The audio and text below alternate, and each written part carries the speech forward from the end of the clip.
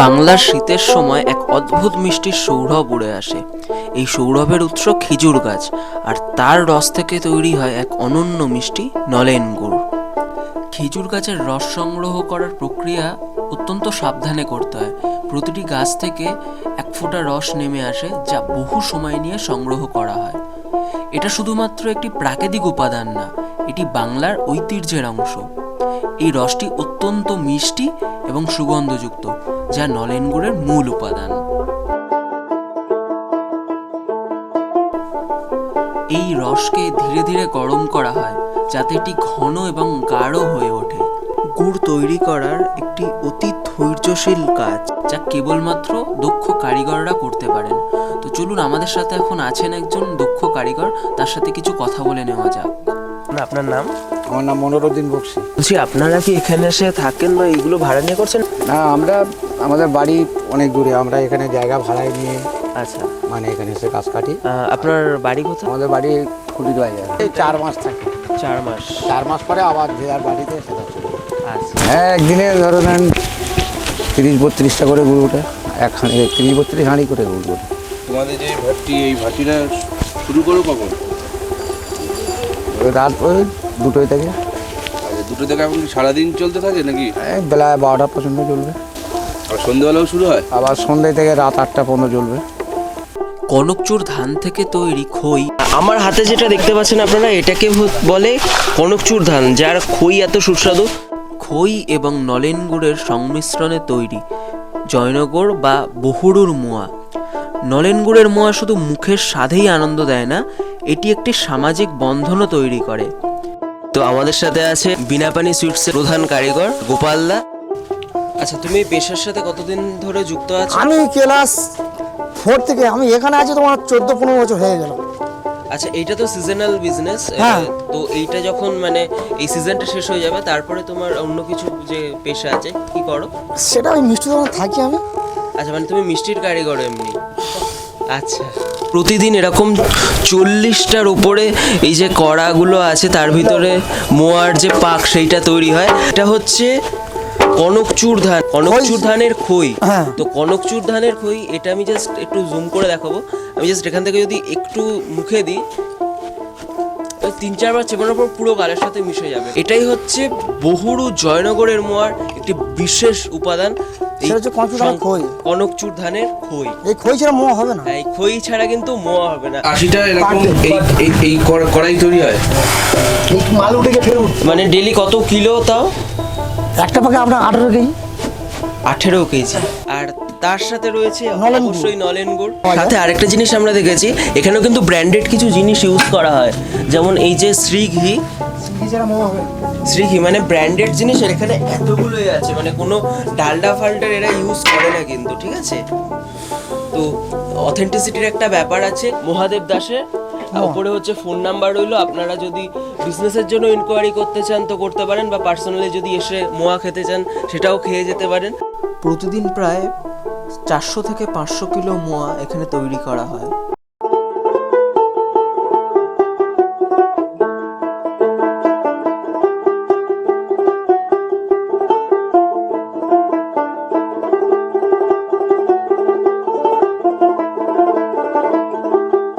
শীতকাল আসলেই নলেন গুড় থেকে তৈরি হয় রসগোল্লার সন্দেশ, মোয়া পিঠে। নমস্কার আপনাকে। নমস্কার। আমার সাথে এখন আছে বিনাপানি মিষ্টান্ন ভান্ডারের কর্ণধার। আপনার মোয়ার টেস্ট সত্যি অসাধারণ। এই যে কোয়ালিটিটা একটা মেনটেন করেন কি করে?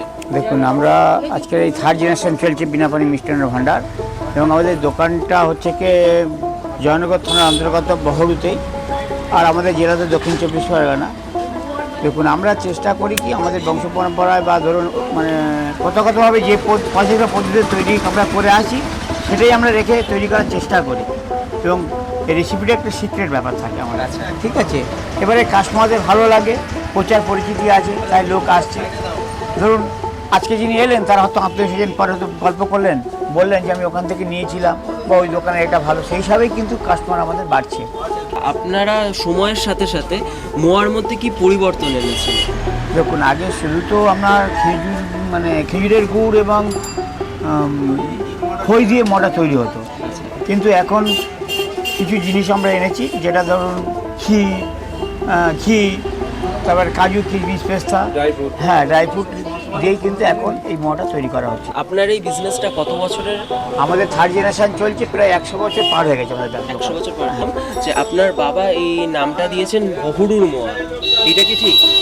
হ্যাঁ, বাবাই বহুরূপ মোয়াটার নামটা দিয়েছেন এবং আজ থেকে বহু বছর আগে আচ্ছা তখন আমরা হস্তশিল্পের মেলাতে আমরা স্টল দিতাম, আমরা বহরু বলে বিক্রি করতাম। আচ্ছা। আসলে অ্যাকচুয়ালি মোয়াটা হয় কিন্তু বহরুতেই, হ্যাঁ।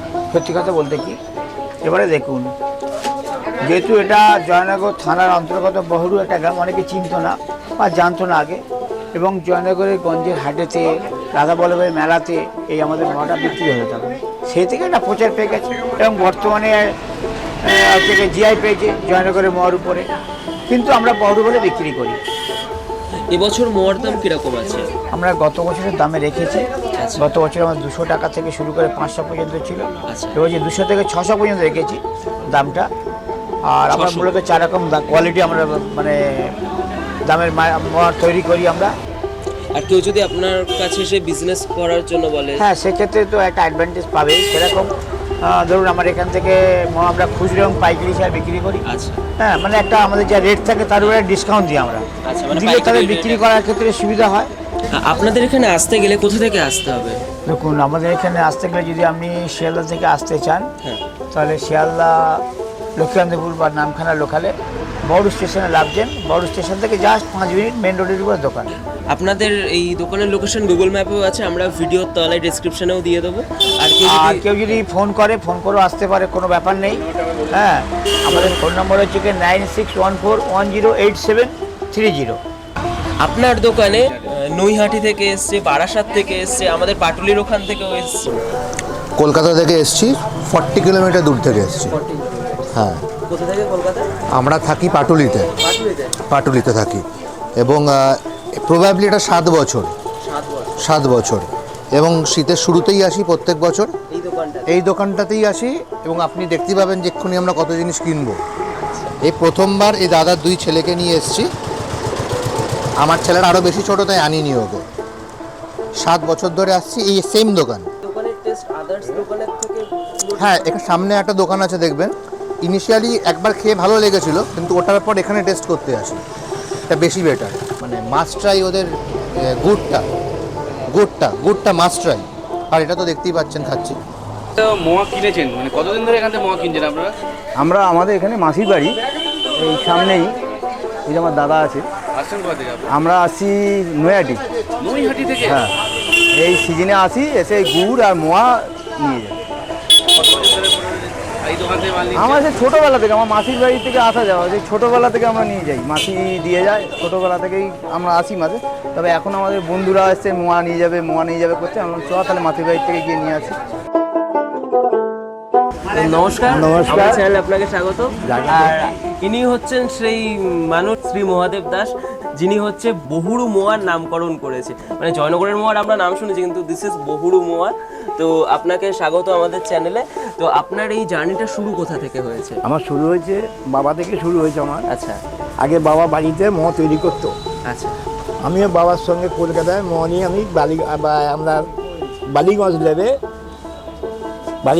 ওখানকে 24 নম্বর ট্রাম ধরে কালীঘাটে 31 নম্বর ট্রাম ধরে আবার খিদিরপুরে মনসাতলা বলে আছে, তারাতলা বলে আছে, বাবুঘাট আছে, আমরা সুকোডক আছে, ওখানে মোয়া বিক্রি, জয়নগরের মোয়া বলে আমি বিক্রি করতাম।